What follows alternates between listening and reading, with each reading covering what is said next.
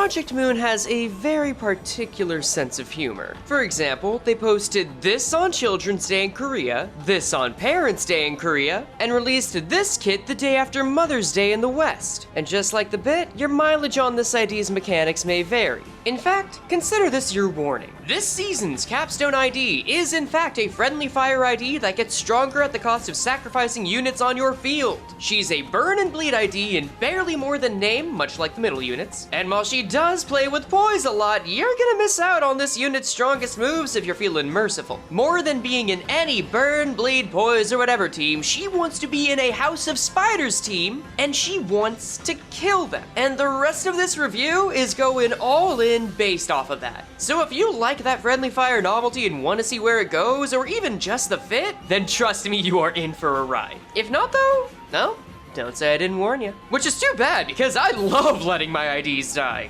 And this Blur's ID is the first one that goes whole hog into rewarding me for it. So how about we see what's exactly under the hood here? Blade of the House of Spiders Ryoshu is a Blur's ID that may have all three of these keywords, but is about 70% poise-based. This poor forgetful freak has a whopping 16 different on-crit effects, and that's well before we get into her custom statuses. If I had to give her a TLDR, she's like if Pinky Sinclair decided to run with incredible violence instead of defense, and was also on the level of a nurse father, but even that doesn't really do the kit justice. This sucker is the second ever ID to come with 3 pages in its kit, and if we include burn, bleed, and poise, a total of 10 keywords to consider. So I'll start with those to give you an idea how she runs. Assuming you're already familiar with these 3, we can instead look at another trio of closely related statuses. Those are Blade Trail Afterimage, Dihui Star's Blade, and Shin Dihui Star. Individually, they're all very simple. Blade Trail is a status that you can inflict on enemies that'll cause them to take more slash damage, and much like the boss this idea is based on, has a skill that will consume that status to deal even more damage at once. You'll apply this sucker using a handful of Ryoshu's skills, and when critting if you have her Sin-powered passive live. And you'll want to spread that thin blue line like mad, since that is how she generates her Dihui Star's Blade.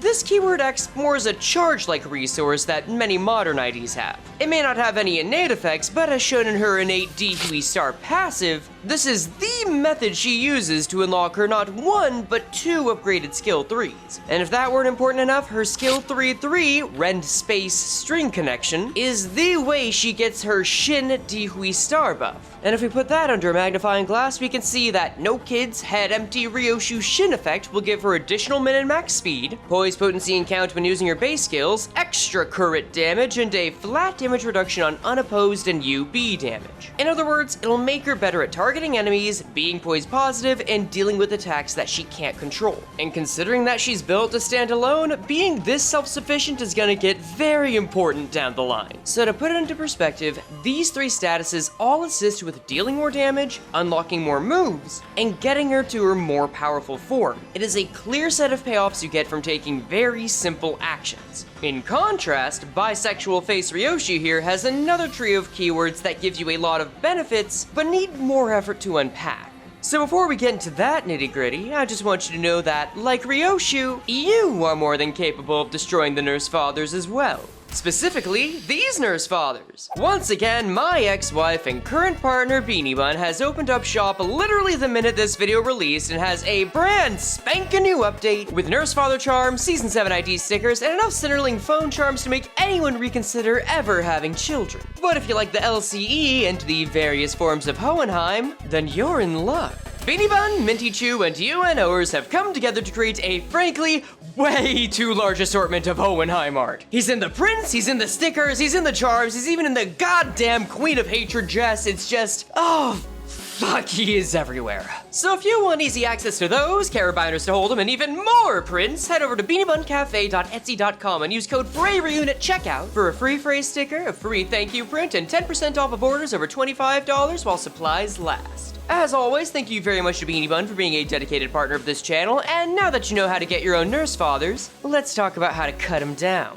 for that, we'll need to start with String Severance and the related passive, Saikai. String Severance is Red String of Hate Ryoshu's reward for burning her family carriage in friendly fire. Per her Saikai passive, she'll gain a base amount of it when entering the fight, but will need to emancipate the other Nurse Fathers from existence to gain more of it. In other words, it's her kill count status, and it comes with some benefits. First, she gets a flat damage reduction based on the stack, and even if the stack is based on the Nurse Father deaths, she gains benefits from deleting both them and the apprentices. Pulling again from her innate Saikai passive, anytime a House of Spiders ally dies, she'll gain Entanglement, something we'll get into later. And on top of that, she'll gain another buff depending on the unit that got murked. So, going down the line, Indexy's Song will make the last coin of her base skills unbreakable and up every UB coin's damage. Index Dawn will give her poise with every base skill and apply sinking when she crits with them. Neat Ishmael will give her a passive defense level buff and let her deal more burn potency with base skills. Ring Hong Lu will give her a long ass status that translates to having better speed, clash power, and damage. Ring Faust will give her a passive shield every turn, and her baby bold cut boy Sinclair will give her poise count and crit damage up every turn. And all this is before we get the confirmed IDs and corresponding buffs for Heathclair, Rodion,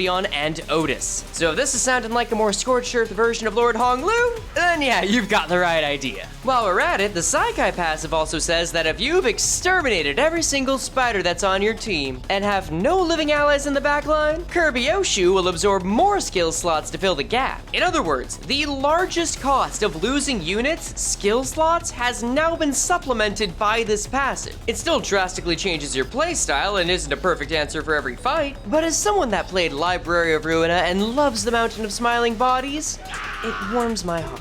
But of course, the slot extension has its limits, though it's not exactly clear when those limits are going to be ignored. My best guess is that it's in the Lair itself or Refraction Railway, but either way, you'll know you've done something right if you start to hear your flavor of boss music. Cause, yeah, she's just like Ricardo and has that going on her when going ham, go figure. But to round out the friendly fire section of the statuses, Ryoshu has another way of avoiding damage to herself. If there are any other HOS IDs on the field, damage that she would take is transferred to those IDs instead. So even if she does get a bad clash, that's all just a part of the sweet, sweet patricidal planning. And even if you're really beef it, she's got a one-turn Death Defiance so that you can heal her back up. Just expect it to only happen once per encounter, like literally every other Death Defiance effect. So now that we've got a handle on what trophies Ryoshu gets, let's move on to her next major buff, Entanglement. This is one of those buffs that sounds tricky at first, but it's basically charged with extra steps. In practice, this is a buff that is used by several skills in different ways. Some will use it to deal more damage on crit, others will use it to inflict that pretty blue blade trail, and Ryoshu's skill 3 will use it to gain more attack weight.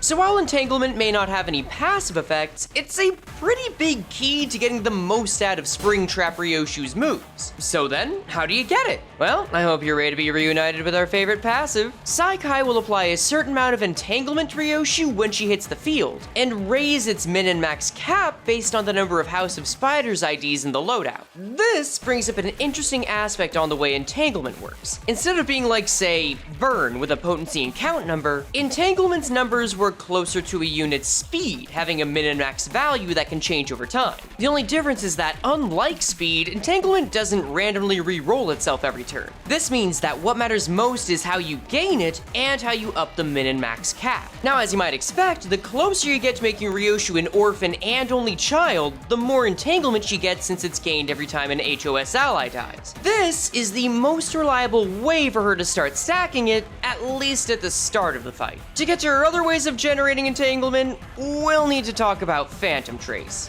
And I gotta level with y'all. This is the rare kind of status that is going to be super simple to understand when it's released, but is needlessly complicated to explain before that. But hey, this is the life I chose, so instead of bogging you down with all the legalese, I'm just gonna give you guys the bare bones info on what to watch out for with it and leave a lot of details out of the video proper. But if along the way you have any questions as to why I'm saying it works this way, I'm gonna leave those in the description. Just trust me that if I were to try and explain every little criteria relevant to the status, this video might get over 30 minutes long, and I am not gonna put you or my editor through that. So then, what does this supposedly tricky status do? Just makes enemies take more damage from Ryoshu's base skills. That part's easy. And we can see how Vault Dweller Ryoshu gets it in her innate space-time after-image collapse passive. Every turn start, a random enemy gets Phantom Trace, and if they're the main target of one of Ryoshu's base skills, she will use her Inevitable Termination skill on them before the attack. We'll cover more about Inevitable Termination later, but for now, it's her skill 2-2 that is unclashable, ignores defense skills, and will terminate the Phantom Trace after it's used.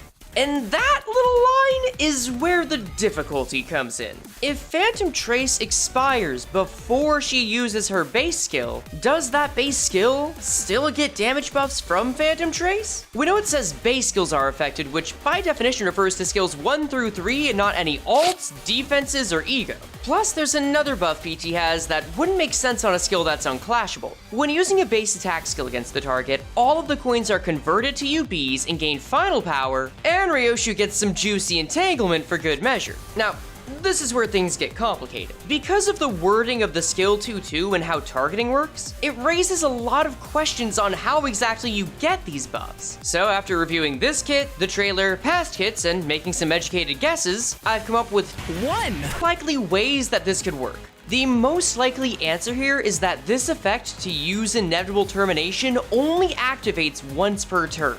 And the intention for setting the effect up this way is to make sure that Ryoshu only gains entanglement from this effect after she's run out of family members. Because if we think about it, if she was able to get entanglement this way by just attacking whoever has the funny mark instead of sacrificing your spiders, that would defeat a lot of the purpose of the ID. So, locking the Phantom Trace buffs behind needing to be able to attack several times would make sure she only gets entanglement if she has several skill slots, like the kind she would get after eating all of her spider egg cereal. Plus, she's gonna apply PT to more enemies after feeding her sword anyway, so it very much leans into that concept. In other words, this is Ryoshu's backup means of getting entanglement. It won't stop her from having to sacrifice her horrible roommates. Now, could this be wrong? Oh, totally. But again, it's the most likely explanation from the info at hand and all I can see in what the designers intended. And again, there's more info in the description if you want the receipts. But now that the due diligence is done, how about we round out those passives? Rounding out the on-field passives, we have After-Image Reverberation, which is Kurapika Ryoshu's Sin-powered passive. It has the previously mentioned way of generating Blade Trail through crits, but it also comes with a pinky staple of doing extra crit damage after reaching past a certain poise threshold.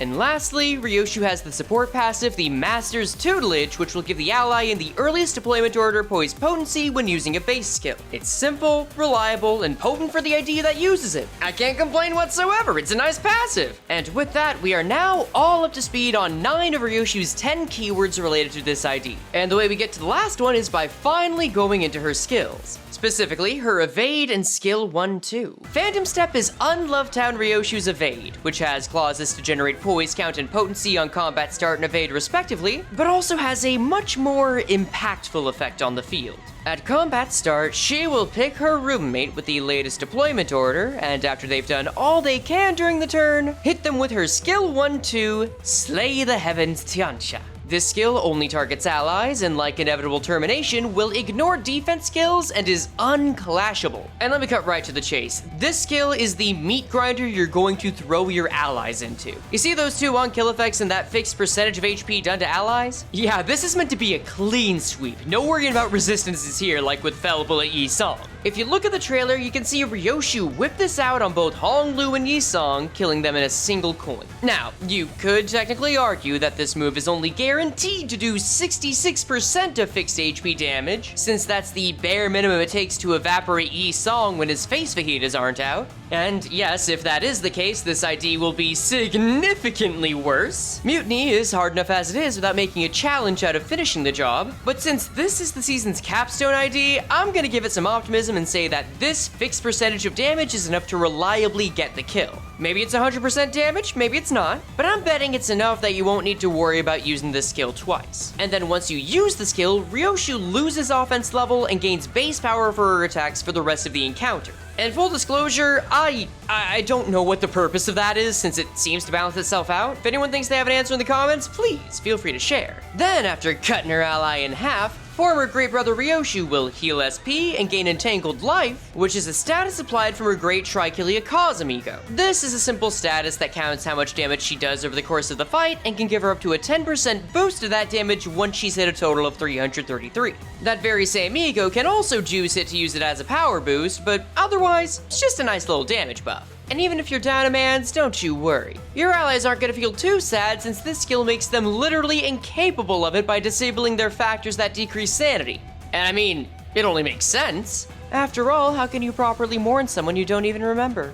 But she does have a soft spot for her own apprentice. So even if she is able to target 2 allies after she's gotten used to seeing them fall, Sinclair will always be the last to be lost in this group. Maybe consider that a little lingering source of fondness that she has for him. You know what? Good for him. Now then, how about we get to the main event and crack open those skill 3s? Because just like a certain lord from last season, she has 3 of them. All wrath and all with more than 1 attack weight. So let's lay them out in the order you're likely to use them. Rend Space is the new Reverberations base skill 3 that has a whopping 6 on-use effects. She'll gain Poise, gain Final and base power based on Blurs, deal more damage and gain more attack weight based on Entanglement, and gets attack weight insurance so she hits harder on fewer targets. Funnily enough, the trailer didn't showcase exactly how high the attack weight could go. The only hardline I can say is that it's no more than 5 since that's how many skill slots Callisto had. But gun to the head, I'd bet on 3 since that matches many skill 3s as of late. The coin itself will inflict Blurn on hit, on crit will forcibly activate Blurn, and as mentioned to deal extra slash damage based on Entanglement. That Entanglement will also be used to apply Blade Trail between the targets after the attack. And while that's a solid skill 3 on its own, if you build up enough Dihui Star's Blade, you'll get access to the one-time use skill 3/3 Rend Space String Connection. As described by the Dihui Star passive, this skill will go off at the end of the turn Ryoshu has enough DSB, is unclashable, and has a confirmed 5 attack weight from the trailer. On use, this skill will then grant Poise and Shin Dihui Star to Ryoshu before inflicting Blurn on all the targets on the first coin, and if the second coin crits, it'll activate that burn on all the targets before outright deleting Ryoshu's first stagger threshold. And to fit the moment, this move acts as burning her ships at port because after using this skill, she cannot retreat for the rest of the encounter. And despite what the attack weight may imply, this move is very much meant to be an unlocking mechanism to give Ryoshu her Shin and allow her to really get cracking on some damage. Case in point, her skill 3 too. Now just because you got that Shin doesn't mean that DSB becomes worthless, honey. There ain't any place in the kit that says she spends that blade using the skill 3/3. So expect this skill to appear on her dash soon afterward. Rend Space Echo Shear is Ryoshu's true endgame skill that changes based on how much string severance she has. The higher the severance, the lower the base power, but the more she can reuse the first coin. And if we once again look back at the trailer, this move appears to have 7 impacts. Which makes sense, because that means she has 2 from the base coins and another 5 from all the reuses. 1 reuse comes from the string severance she gets on entry, and the other 4 come from disposing of every other nurse father. So say what you want about Indexy Song getting a 9-coin Furioso, that was all unfocused volley with 1 attack weight per hit. If, and yes, this is a big if, you have all of the nurse fathers, then Ryoshu really will be the new Reverberation, getting 7 coins that spread across 3 attack weight with damage insurance. And she'll get more coin power on the last one based on Entanglement, so that's nice. And when we look at the coins themselves, those will apply Blurs on the first coin, which is the one that's reused, and then the final coin will consume all of the Blade Trail on the target and deal slash damage based on the stack and coins damage. Then on crit, it gets its own innate damage buff, deals slash damage by Entanglement, and activates Blurn on the target for good measure. And once the attack is over, the move consumes the DSB so that you have to charge it up again, and will raise Entanglement's min and max stack before setting it to the new minimum for the stack.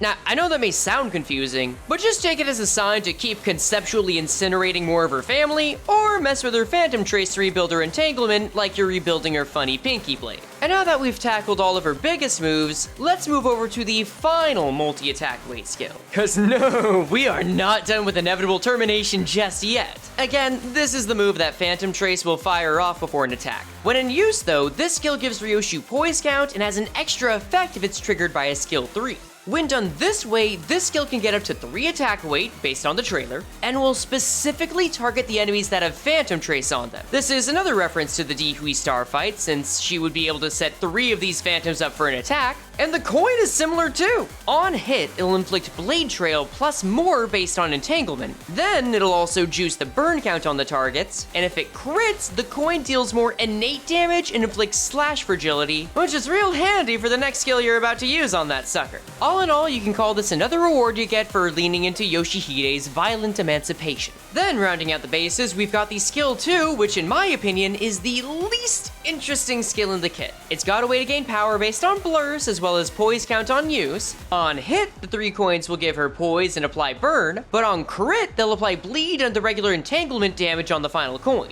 By the way, one pattern worth noting is that outside of the skill 3s, this ID can only apply bleed through a crit. So if you're hoping to stack a lot of bleed, you're gonna need to make sure you're maxed out on poise generation. And even then, it's gonna get tricky. Don't worry though, we'll organize this all together once we get to the vision board. And last but not least, we have everywhere at the end of time Ryoshu's skill 1, triple slash. This has the same on-use effects as the skill 2, but what sets this move apart is that it's the only lust skill in the kit. This means that this skill, the one you're gonna see half the time, is what allows the ID to make use of Great Trichiliacosm.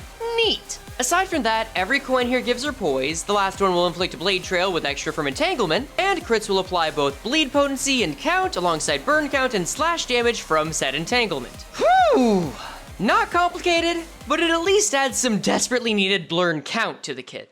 Now then, we know all that she can do, we know exactly who she should do it to, all that's left is to get a picture of how she should get there with the vision board. Now, I do want to give y'all a quick heads up that this ID can be played in a variety of ways, and because of that, instead of making this vision board about how to min-max the ID to its greatest potential, this board is here to show you how to make use of every part of the ID. If you want to min-max, you're probably going to start trimming the fat on your team much earlier than when I mention it here. However, this will help you with knowing how each part works so that you can min-max with more confidence later. So, without further ado, poise is the lifeblood of this ID. It's how she gets Shin, it's how she applies a lot of her Blade Trail, it's how she gets her upgraded skills, and it's how she gets more of her payoff with Burn and especially Bleed. So with that, the most useful first step is to do whatever you can to generate poise. Thankfully, all of her skills are great at doing that, and even with all the fuss I made earlier about Phantom Trace, going for the enemy that has it is great for applying your Blade Trail and therefore getting that Dihui Star Blade.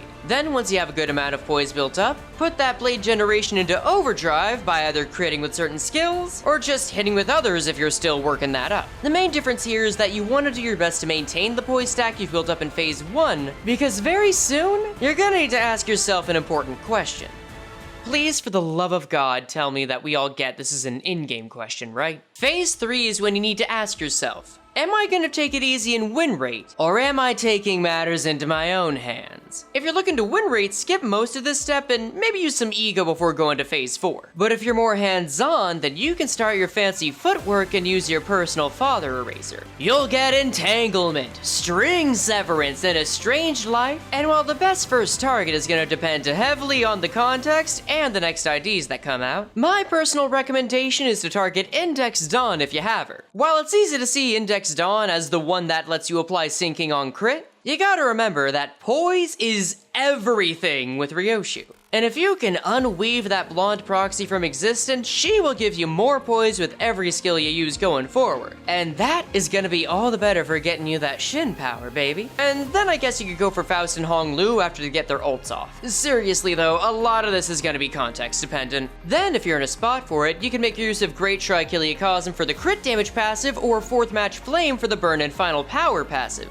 And who knows? Now that it's up type 5, you might have something even better. Ooh, cool. Regardless, you can keep picking out the weakest link as you head into phase 4, generate more entanglement should you see it fit, and keep getting that DSB until you go full 3-3 and get Shin Dihui. And once she's deleted enough to have more lights on the outside of her head than the inside, you can finally start prioritizing that bleed and burn, and make the most of the skill 3 too for more damage. Granted, you're gonna have a hard time building bleed and burn with just this ID because count is very sparse, especially with the bleed, but who knows, maybe a solid support passive or one of the other 3 unseen IDs will have another benefit that you'll get from murking them. Either way, just rinse and repeat the past moves as you see fit from here and weave your one-woman web. It's just that simple. But then it's also simple to see how they could fuck it all up. Like, I don't think they will, but for the sake of covering all bases, if you've seen these videos before, you know Clash Power and Status Application are the main starting points for potential flaws in an ID. And in this case, if the poise generation is weak, that's gonna kneecap her in a big way. Since she has 12 ways to generate poise though, and Pinky Sinclair came out mass producing this stuff, I think we're good. So nah, the real question comes down to whether Slay the Heavens Tiansha is gonna be the promised sword that cuts through all that we need it to be. Again, a team killing ID is only good if it can actually put your allies in the dirt reliably. And lastly, if the skill slots are, for whatever reason, not enough to reach the cap of a fight after you've cleaned house, that's gonna heavily defeat the purpose. It'd still be a fun challenge, no doubt, but I'd still have to wonder why. Obligatory 15, 20, 25 Clash Power for all the base attack skills. I'm guessing this kit will hit that, and it may be time to update that count soon. But overall, I really like this ID. Sure, you may not use it as a key mirror dungeon pick, but for the upcoming Railway or the Laird Selfer, I'm curious to see how hard it goes. But what do y'all think? If I missed something, just let me know with your sources and I'll be happy to check it out. Either way, best of luck! Yo, thanks for making it to the end. This is by far the most intensive solo ID that I've ever reviewed on this channel, so I'm very excited to see how she turns out. As always, thanks so much to all the members and patrons that help make this and other essays possible. So if you'd like to see any ID or character speed drawn, have a question, or any other request, you can join using the links in the description below. Catch her out!